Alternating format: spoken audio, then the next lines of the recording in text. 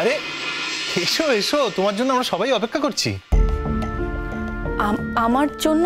আরে হবে না, তুমি তো এখন ফেমাস, মানে তোমার মুখ টিভি খুললেই তোমার মুখ, কাগজে তোমার কথা, তোমার কোট, তুমি তো কামাল করে দিয়েছো। হ্যাঁ, দুদিন এসেই দেখছি খুব ভালো নাম কিনে ফেলেছো। হ্যাঁ, এই জানিস তো আমাদের পাশের বাড়িতে জিজ্ঞাসা করছিল যে যে মেয়েটা তোমাদের বাড়িতে থাকছে, বাবা ওই মেয়েটা কলেজে কি এমন করেছে যে একেবারে খবরের কাগজ জুড়ে, টিভি জুড়ে একেবারে হই হই পড়ে গেছে।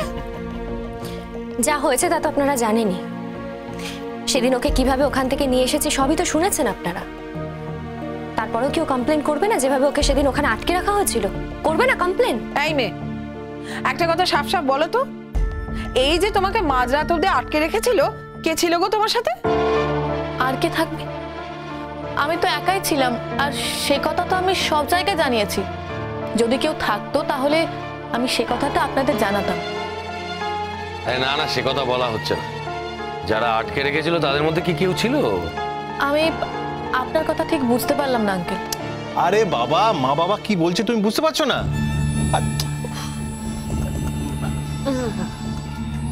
বলছি তোমার ঠিক কতটা ড্যামেজ হয়েছে বলো তো? না মানে হয়তো এর মধ্যে তুমি খুলে বলতে পারছো না। খুলে তুমি কি বলছো কি তুমি? না না, কি বলছো কি না, আমাদের তো সবটা জানতে হবে। হ্যাঁ, কেউ যদি তোমার সঙ্গে কোনো অশালীন কাজ করে থাকে, তুমি তো বলছো না, চুপ করে আছো। তার মানে? তার মানে তো তুমি জানো। আচ্ছা, কলেজে এতগুলো মেয়ে ছিল, তাদেরকে আটকালো না, শুধু তোমাকেই কেন আটকাতে গেল বলো তো? আমি বুঝতে পারি না এই সব যাবতীয় ঘটনা তোমার সঙ্গে একমাত্র কেন ঘটে। কি আশ্চর্য, ঘটনা ঘটেছে তাইও প্রতিবাদ করেছে। না না, দাঁড়াও দাঁড়াও,